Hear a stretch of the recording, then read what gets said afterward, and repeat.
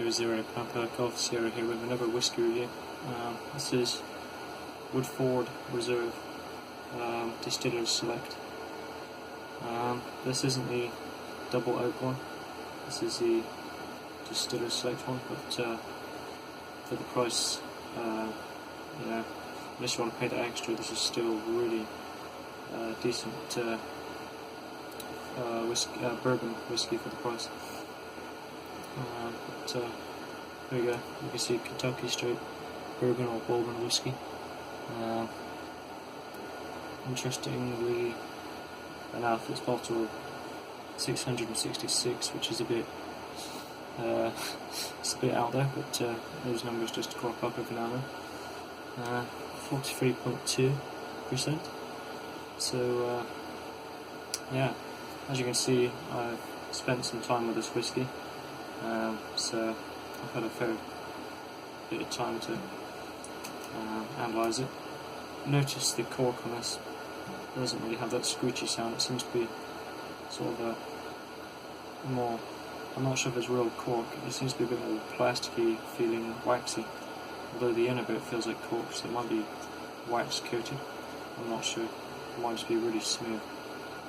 It feels a bit wax coating on the outside or plastic coating, and the top of this is wider, but that's enough about the cork.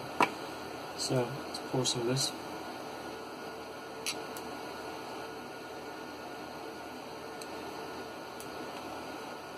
Just give it a smell off the bottle.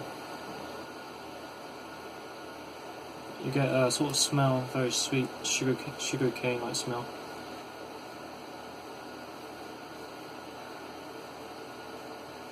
You can smell the alcohol a bit coming off that, the alcohol fumes.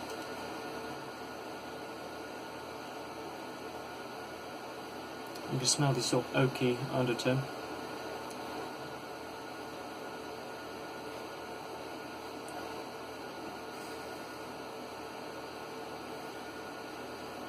Mostly sort of sweet with a hint of oak and sort of alcohol essence. It sort of smells quite like bourbon, so it's got essence to it. So in the glass you can see it's a sort of golden caramelish looking colour. I believe a lot of its colour comes from the oak casks.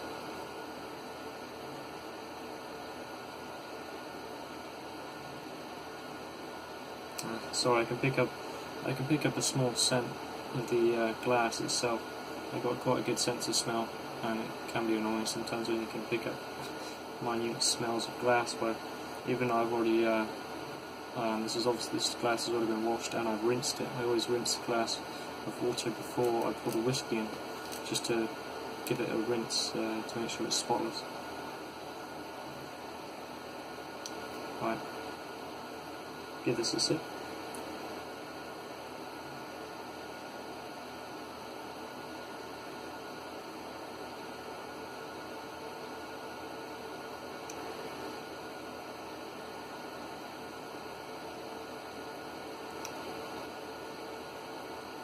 Ooh, yeah. So I find with this one, you can draw a lot more flavour if you, well, it's the same for most whiskies, but this one's quite nice if you hold it in for a bit longer, and that slightly bit stronger whiskey really attacks the tongue a bit. It does like to attack the tongue with the strength of that alcohol being 43.2%, and you get a lot of the sweetness as it comes into your tongue, but as you hold it for a bit longer, that sweetness draws out. You can get some more of the more caramel sort of sugar taste. It's really sort of like sugar cane taste, but it's like caramel, golden caramel, sugar, and there's that sort of undertone of the oak. It's quite smooth whiskey. It's quite a smooth bourbon. Going for another taste.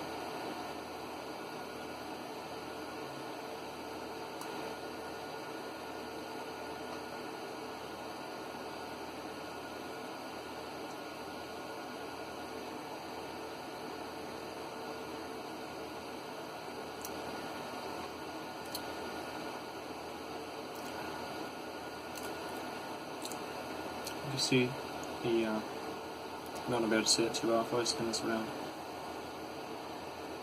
See little droplets running back down the glass.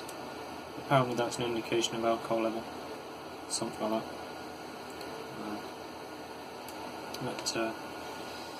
Yeah, it's quite a sort of, you can sort of taste the alcohol quite a bit in this whiskey. It's quite, you can sort of get the essence of the alcohol quite a bit, so it feels, it does feel like you're drinking a strong whiskey, but it's not rough on the throat, it's quite smooth on the throat. And what I have noticed for this whiskey though, is it can affect the top of your mouth, the root of your mouth. And what I mean by that is it dries out the top of your mouth a little bit. In fact, I recently burnt my mouth on some pizza, some hot pizza, and I've been drinking, I'll do a review of this later, but I've been drinking a bit of gin recently. I don't normally drink gin, but I'm trying to get into gin, and that actually helps.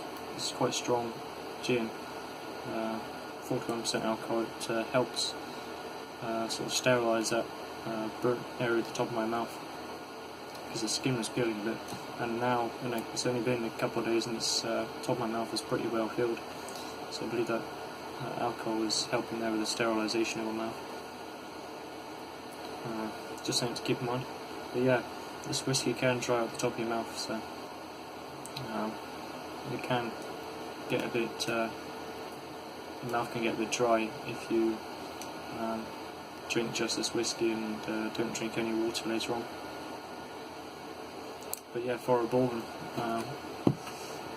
whiskey, I've had, what's the other one I've had? I've had a few.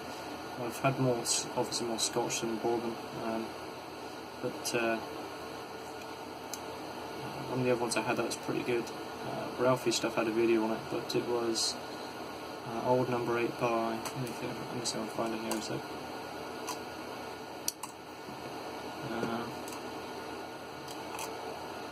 It's a lesser known whiskey. That'd be tricky to find. But it's another whiskey I'd give a rating, great rating of. What is it? 2 seconds. There we go. McAfee's Benchmark Straight Bourbon Whiskey. It's also known as, like, what was it? Old Number 8. Old Number 8 brand. That's a lesser known but very decent bourbon whiskey. But this here, which is more available, and this one has a bit more of that caramel sugary taste, is very good. If you want to get into bourbons, I definitely recommend this. Smooth, sort of caramelly, sort of sugar cane like sugars in it. Not overly sweet. It's got that undertone. It's also got sort of, it's like a creamy undertone. It's like a sort of, I think it's a sugar, the sweet sort of type of sugar they're using. It's creating this sort of caramel smoothness, you know. You know when you have caramel, it's normally quite a smooth, almost creamy like sugar. It's like that. So yeah, that's Woodford Reserve, Distillers Select. Great bourbon, recommend that one. Thanks for watching, guys, and catch you on the next one, which will probably be either another whiskey or it'll be when I get round to that gin review, which is Hendrick's gin. Cheers, guys. 2E0 PGS Clear.